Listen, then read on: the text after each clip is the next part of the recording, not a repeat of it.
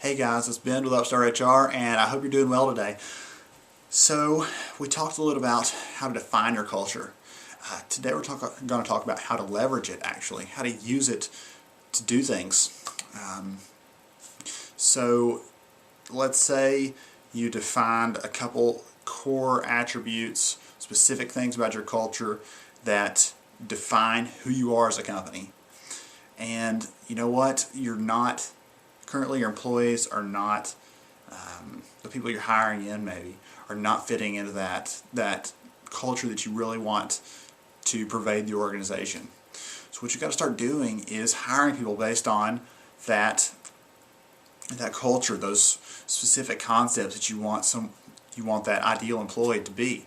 A little while back, I actually wrote an article about the oddball interview questions, like how many street signs in Manhattan, or how many pennies does it take to get to the moon, or something silly like that. Those questions have been kind of a fad, but they don't really tell you anything about the person's ability to fit the company or fit the job. It's just some random question trying to see, I guess, what their tolerance is for answering dumb questions. What I actually recommended in that article, and what I recommend here, is if you're going to try to leverage that culture for hiring purposes, come up with some questions around those core value concepts that define your culture and ask those in the interview. A good example is the company I work for. One of our core values is honesty and integrity through open communications. Pretty broad, pretty wide open. So a specific question that I might ask in an interview is, you know what, we've all run into them. Tell me about a time where you had to share something with your boss or a coworker or a subordinate that was unpleasant, but you just you had to get through it. You had to be honest. You had to share that no matter what happened.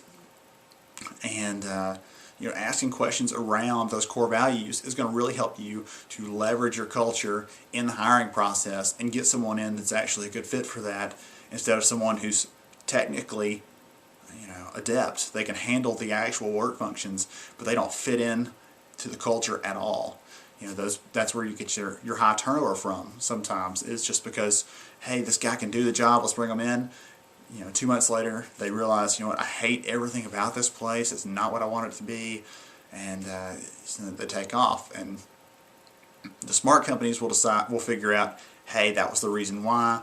Let's fix it next time. But sadly, all too often, let's just go back out there and find someone else who can do the job, bring them in, and they never really solve that culture problem.